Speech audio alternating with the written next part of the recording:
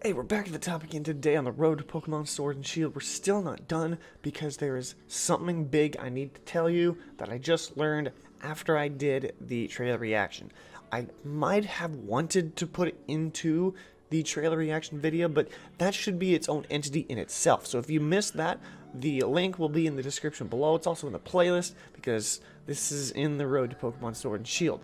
Now then, so there's some implications on what this means for content come past November 15th, because we're going all straight through to try to beat the game as fast as we can. Just a shout out, once we get the game, I'm probably not streaming, or I'm probably streaming the game until I finish it. I want to get through it as fast as I can, but I still want to enjoy it, and there will be a twist that I'll announce later.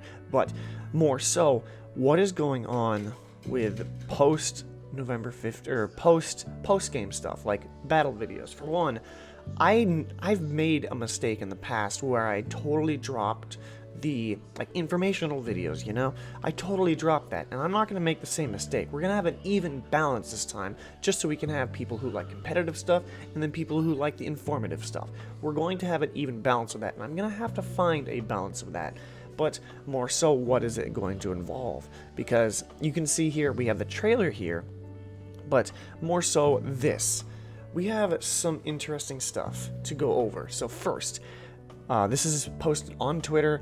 I learned, like I said, I learned about it after the fact, and it has some implications on Wi-Fi battling, and of course, one of my favorite series that I did, but I kind of dropped, Battle Spot Champions. And there's going to be a reason for that. There's going to be a reason for Battle Spot Champions coming back. I don't know which format I'm going to run on Battle Spot Champions, but we have about 3 months before the Gen 8 Battle Spot Champions begins. So let's get into this. Time to get battle ready, trainers. In Pokemon Sword and Shield, you can get online and challenge trainers from all over the world in the Battle Stadium. Rental teams and online competitions allow for more ways to connect to other Pokemon trainers. Let me click this link, and where does that take us? Ooh, okay, so we're gonna go back and forth between it. So, the Battle Stadium. In Pokemon Sword and Shield, you can connect to the internet and battle against trainers from all over the world in the Battle Stadium. Features like rental teams and online competitions allow for different ways to connect to other Pokemon trainers. Note, a Nintendo Switch Online membership paid is required to use the Battle Stadium. Of course, I do have that. I think I've had it since January, so I should be good. In ranked battles, you can take on Pokemon trainers from across the globe with the battle team you trained up in an attempt to become the most powerful trainer in the world. As the name implies, you will have a rank in the ranked battles that indicates how strong you are as a trainer. Your rank will change depending on the results of your battles. You'll face trainers of a similar rank, so your battles will be sure to be challenging. So you earn points based on the results of your battles. So we have tiers now. It's no longer ranked by the how do I describe it? Like the 100s. Like you always start at 150 and then 1500, and you just kind of go up and down. Instead, you have tiers. You have beginner tier, and then you have Pokeball tier. And then you have, apparently, as you can see right here, so that must mean you also have Great Ball tier, Ultra Ball tier, and Master Ball tier. So that's pretty crazy in itself. Dynamax Pokemon play a dynamic role in ranked battles too, of course. That's not a surprise. The one thing I am nervous about, as you can see right here, actually you can see my mouse, that's good. So you can see how it says 918. I am kind of worried about it, but there has been a rumor that battles only, like 6v6 battles only last for 20 minutes. That would just suck, because battles have lasted longer than 20 minutes. They have been, and I really hope that they didn't change that, because in every single game before Let's Go, it's been an hour long. And moves have, and the turn timer lasted 90 seconds. So I'm really crossing my fingers that it remains that, and it's not 20 minutes, because that's just not enough time. But anyway, you can receive items by meeting certain criteria, such as battling multiple times in a row. To work on Pearl String. Wow. Master Ball tier. Okay, so this is what it is. So we have beginner tier, Pokeball tier, Great Ball tier, Ultra Ball tier, and Master Ball tier. Yeah, so that's what that is.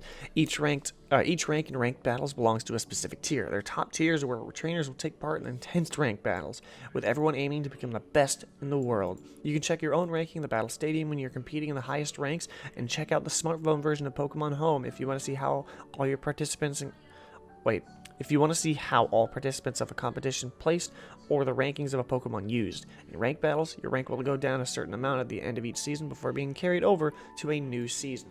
So that's going to be interesting because now this is like kind of like Overwatch, because you have tiers. Because in like Overwatch, you have bronze, silver, gold, platinum, diamond, master, GM, and top 500. But here you have the Pokeball tier list of beginner, Pokeball, Great Ball, Ultra Ball, and Master Ball. I don't know where I'm going to land. Probably going to be beginner tier because I haven't battled in like 3 years. Haha. But let's move on. There might be more. Oh no. Okay, so it just covers. It just covers what it was. Except, hang on, they continue going on Twitter. Here's how ranked battles work. Each rank belongs to a specific tier. The top tiers where trainers aim to become the best in the world. Ranked battles also have seasons. Once the season is over, your rank gets adjusted, and then a new season begins. Not into competitive? No worries. In casual battles, you can enjoy Pokemon battles without worrying about who wins and who loses. You can use certain legendary Pokemon and mythical Pokemon that are not eligible for ranked battles. There are two formats for battles in Pokemon Sword and Shield: single battle and double battle formats. You can choose from these two battle formats in ranked battles and casual battles too. The two kinds of online competitions: official competitions and friendly competitions. Friendly. I knew I wanted to do something with those in Sun and Moon and Generation 7 as a whole. Never really got around to it, but might want to continue that there. So we have, you can't really see the image because it gets cut off. I'll read it though. We have International Challenge, and then it shows the timing. As you can see, we have the time limit, and then number of battles. You can change the time limit. Actually, that's not bad. And then, of course, we have hosting a competition. Friendly competition, you can have a rule. Your time, 5 minutes. Total time, 15 minutes. I'm not exactly sure what that means, though. We'll have to figure that out, because like I said, I'm still seeing if it is an hour. Rental teams lets you borrow battle teams easily by inputting IDs available online. You'll also be able to make your own battle teams public to Pokemon trainers all over the world. So, as you can see here, what we did with Battle Spot Champions, I think it was in the middle of the summer of 2017. We did it this way, where you just had the ID of the team, and then you would send that here, and then we'd compete the two teams that week, and the best team moves on. It's kind of like a tournament that way. I think I'm at one, whoever scores the most points that week moves on to the finals or something. I think that's what it was. The Dynamax phenomenon not only makes Pokemon huge, it can also sway the course of battle by giving them a power boost. Max moves, the only Dynamax Pokemon that aren't powerful either. They have impressive additional effects. So, let's check this out. The Water type Max move, Max Geyser, will trigger the rain weather condition. So maybe you don't need, well, not necessarily. I was going to say, maybe you don't need Pelipper anymore, but I mean, you'd have to use Max Geyser over and over. Max Knuckle is the fighting type max move and increase the attack of all allied Pokemon as well as the user. So, there's that. It's not very useful, I feel, just because that's more like a VGC thing. Even if an opponent uses a move like Protect, a max move will still blast through and deal some damage. So it's basically like a Z move. So I think they just wanted to combine Megas and Z moves and blah. All status moves used by Dynamax Pokemon become Max Guard, which can even protect against other Max moves. So, yep, that's pretty much that. New items discovered, which we already discussed. Well, we didn't really discuss, we just reacted to it. Room service will lower the holder's speed when a move Trick Room is successfully used. That would be useful, but once again, that's really for Trick Room or for VGC more so. You're not really going to see it much in single battles. Some Pokemon have rare abilities known as hidden abilities, which differ from the usual abilities. In Pokemon Sword and Shield, it seems that Pokemon caught in max raid battles might have these hidden abilities. So that's where we will be getting hidden abilities for certain things, and it does make sense because it sounds like that's where you would get one. I can't remember where you get. Oh, I think you can get it from SOS in Sun and Moon. I think that's where you could get it before.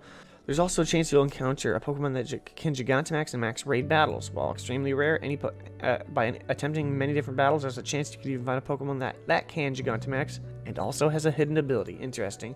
So that's all our research that we have to discuss today.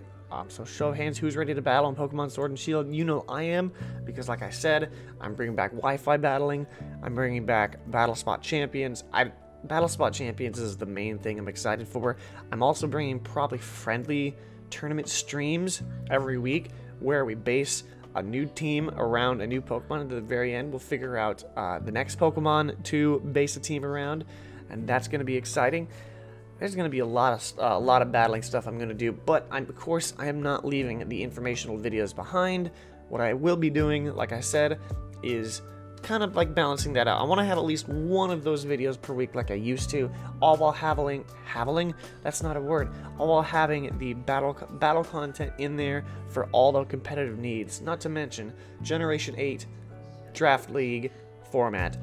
I don't know when that's going to kick off, probably at the start of next year, around February and March, just like it did in Generation 7 with like the MPA, though I don't know where I'm going to land. Could be back in the ICBA. That's just going to be my preference where I'll start, but if not, I'll find out where I can go. With that, though, that will wrap things up. What did you think of this new competitive discussion and competitive announcement for the channel? Let me know in the comment section below. But with that, I want to thank you for watching. I'll catch you back at the top later on, because that's how we do it.